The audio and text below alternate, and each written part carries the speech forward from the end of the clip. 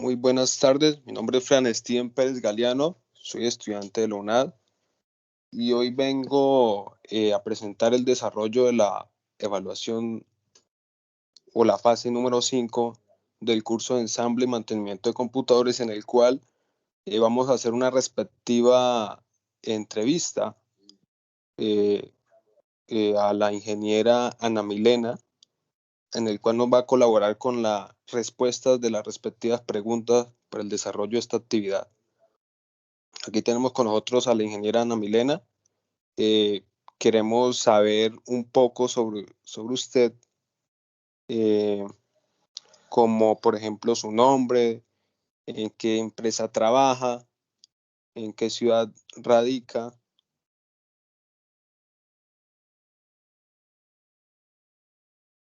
Muy bien, apreciado Fran Steven, un cordial saludo. Mi nombre es Ana Milena Corregidor Castro, ingeniera de sistemas.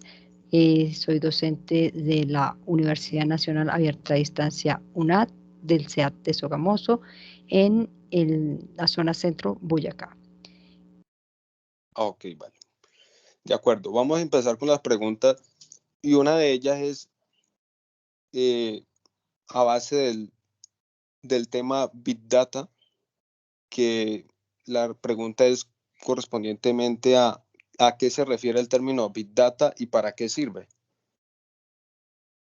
Bueno, Big Data, como su nombre lo dice, si tú lo traduces, quiere decir grandes datos. Y esto se trabaja ya desde hace un buen tiempo, desde el momento en que empieza a recolectarse toda la información de las personas y toda la información que se genera en la red. Sabes que hubo un tiempo en que nos llamamos la sociedad de la información, ¿no? Y eso es precisamente porque nosotros generamos muchos datos. Pero ¿para qué sirve? Pues bueno, no todos los datos funcionan, o sea, no sirven si no se hace con un objetivo específico. Digamos, ahí viene lo que se conocía antes como la minería de datos. Deben haber propósitos específicos y búsquedas específicas para que esa información tome valor, ¿no? Entonces, a partir de allí se toman decisiones. ¿Para qué sirve? Para tomar decisiones. Entonces, parte de tendencias, podemos mostrar, por ejemplo, Fran Steven qué consume, qué le gusta, y por eso es que ahora vas a observar que en la medida en que tú estás consultando algo en la red, pues te llega, por ejemplo, una oferta de zapatillas, porque de pronto regresaste, estabas revisando algo sobre zapatillas, te parecieron unas muy curiosas, y de pronto de un momento te empieza a llegar información al respecto, ¿sí? Eso ya Sí. tiene que ver con parte de ese sistema. ¿Listo? Ok. Entonces, más o menos me hice entender. Sí, señora. Sí, de acuerdo. Otra pregunta es a base que ¿qué es el Machine Learning? Bien, yo creo que siempre nosotros cuando utilizamos los términos en inglés, pues si no tenemos, este es un inglés técnico, ¿no? Un inglés que si nosotros identificamos, ¿qué quiere decir? Pues máquinas que aprenden Máquina. prácticamente, Sí. pero tiene que ver que esta es como una rama de la inteligencia artificial. Digamos, se establecen técnicas de aprendizaje en las máquinas, pues tú sabes, eso se hace por medio de algoritmos. Tú eres estudiante de ingeniería de sistemas de electrónica. De ingeniería de sistemas. Ok, entonces como ahí vamos a entendernos en ese sentido. Entonces existen algoritmos que se diseñan y técnicas que se emplean para almacenar comportamientos, ¿sí? No hace mucho se generaba un juego en ajedrez donde un computador jugaba con una persona y va grabando diferentes movidas, va grabando toda la información. Entonces todo esto son algoritmos y se van almacenando. Entonces lo que hace es un aprendizaje, pero a partir de información almacenada, ¿cierto? Y Sí. con algoritmos. ¿Listo? Ok, vale. Bueno, a base de toda esta información respecto a estos temas, ¿cómo se podría complementar el Big Data con el Machine Learning? Bueno, yo creo que bueno, te lo había mandado por escrito, pero es lo mismo, ¿no? Veamos el Big Data como un insumo, ¿cierto? El Sí. insumo a partir del cual el Machine Learning toma información para generar ese aprendizaje. Entonces, en el Big Data hay mucha información y Machine Learning necesita de esa información, pero ¿cómo va a ser ese aprendizaje? ¿O cómo se va a enriquecer? Pues por medio de algoritmos. Debe haber un propósito, debe haber en ese caso, generalmente hay una nueva profesión que se conoce como el profesional en ciencia de datos. Y el profesional en ciencia de datos programa o diseña algoritmos o diseña rutas, eso tiene un nombre, pero ahorita se me va, para buscar esa información que va a ser útil, ¿no? Digamos que Big Data tiene utilidad, pero cuando ya hay un propósito con él, porque si no, igual pues tú puedes tener muchos datos, pero si no sabes explotarlo, no sabes, digamos como es el caso de la minería, si tú no sabes generar, sacarle esa información, la riqueza de esa información, pues de nada te va a servir tener todos esos datos. Entonces aquí viene ese Machine Learning a hacer uso de ese insumo de información. Sí, me hago entender, ¿no? O sea, son complementarios. Sí. Bueno, cambiando de tema, por un lado, ¿qué se podría decir que es la seguridad? Y cómo esa seguridad informática, cómo nos puede ayudar. Nosotros, al tener toda nuestra información en las redes sociales, que prácticamente es donde nosotros compartimos mucha información, muchas veces nos filtramos y ahora pues observemos que hay bastante uso de nuestra información. Como mirábamos hace un momento, Big Data se compone prácticamente de nuestros datos, datos personales, datos que nosotros nos filtramos, nosotros subimos fotografías, subimos muchas cosas. ¿Y qué pasa? Pues que vienen... se vuelve importante o cobra mucha importancia lo que es la seguridad informática. Eso a nivel personal, pero esto sobre todo es para nivel empresarial, ¿no? Y también pues gubernamental, porque todo está en la nube. Nosotros sabemos que hoy somos dependientes de todas las comunicaciones en redes y la información nos puede volver vulnerables, ya sea la personal o como te digo, a nivel de empresa o a nivel gubernamental.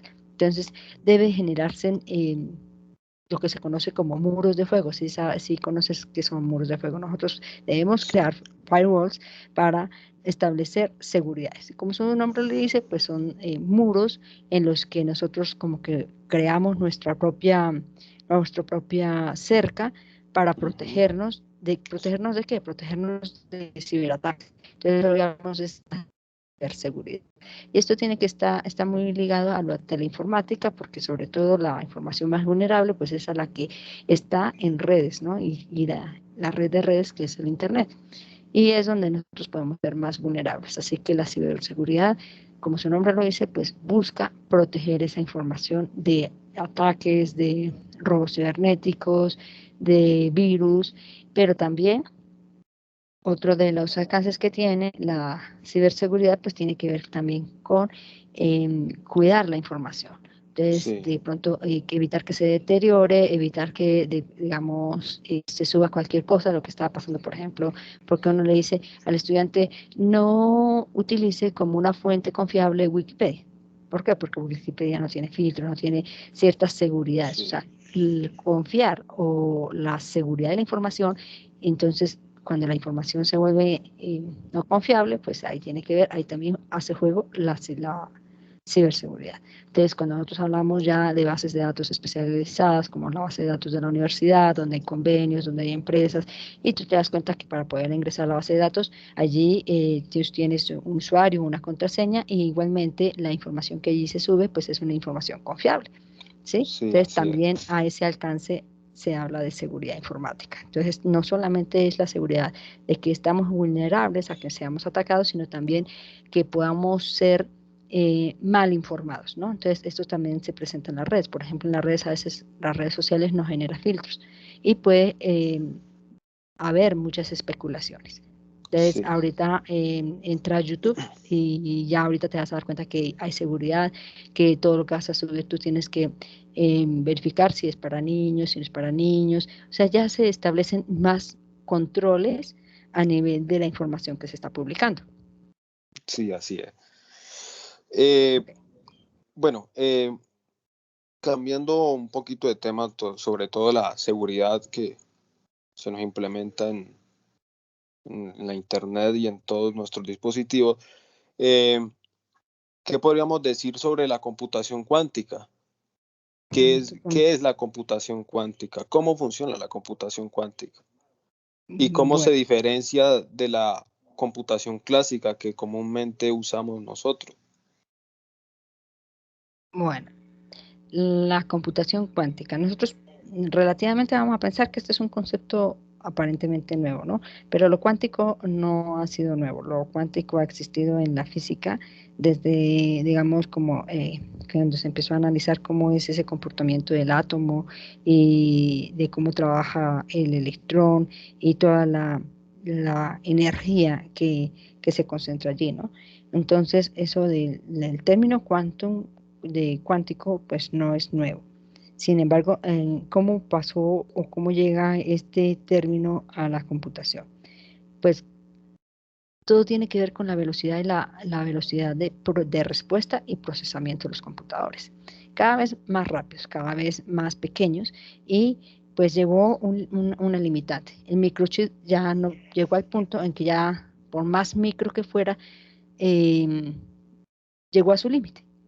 Tenía que Sí. seguir siendo funcional, pero si lo volvía más pequeño, perdía su funcionalidad. Así que empezaron a surgir estudios sobre otras teorías, sobre otros tipos de energía, sobre otros comportamientos, que en este caso pues viene liderando lo que es toda la parte cuántica, y pues ahora se habla de los computadores cuánticos.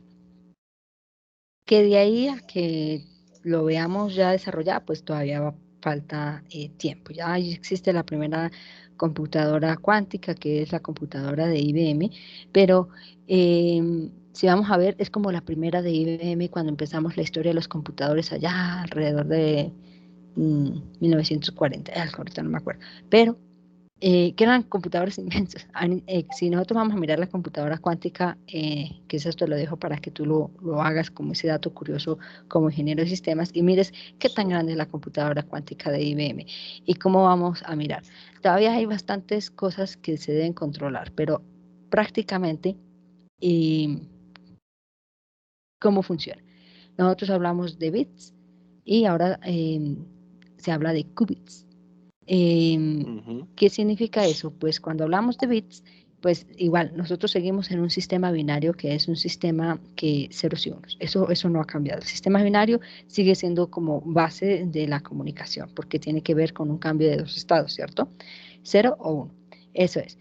Pero Sí. aquí en la computación, los quantum, cuando ya se habla de quantum, no solamente hablemos como si estuviéramos como una especie de plano cartesiano, ¿no? Entonces, nosotros miramos como en un sistema, eh, como le decimos, 2D, digamos que así está el binario. O sea, un sistema que solamente carga los dos estados y así estábamos en los otros grupos de 8 bits y pues toda la configuración y trabajo de bits.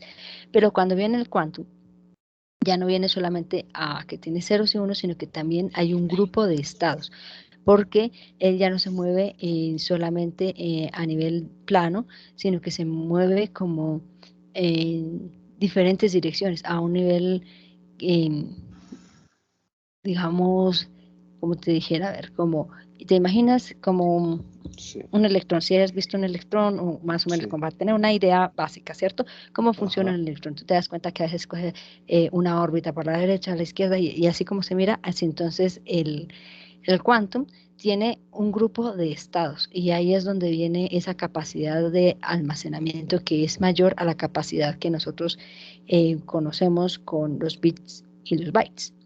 Y esa capacidad, esa diferencia de estados y velocidad, que ya hay unos términos específicos en los que se genera el nivel de procesamiento mayor, ¿sí?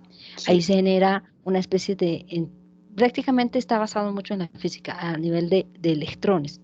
Es como si nosotros, eh, no hace mucho hubo una conferencia de esto, de comportamiento de expansión, y tiene que ver con ese mismo comportamiento, del estudio prácticamente de, de los electrones y cómo esto ya se mueve en unos ambientes diferentes a los que nosotros conocíamos, que era la parte muy mecánica y electrónica, que era la que se estaba trabajando. Entonces, sobre todo, cambian bastante los conceptos, cambia también un poco lo que es la algoritmia para trabajar con estos computadores. Veamos todavía, pues nosotros a nuestro nivel, pues digamos, no ha salido así como a nivel comercial, por ahora sigue en investigación. ¿Hay dificultades? Sí, porque en realidad este tipo de comportamiento, tratar de controlar esos quantums, ha costado. Digamos, no se considera un sistema muy estable si se mueve mucho, digamos, depende de ciertos ritmos. Y si se mueve mucho, se pierde, o se aceleran demasiado o se pasman mucho. Entonces, si se llega a pasmar, pues entonces se cae todo lo que es el sistema. Bueno, ahí hay varias Sí. teorías y sigue en desarrollo.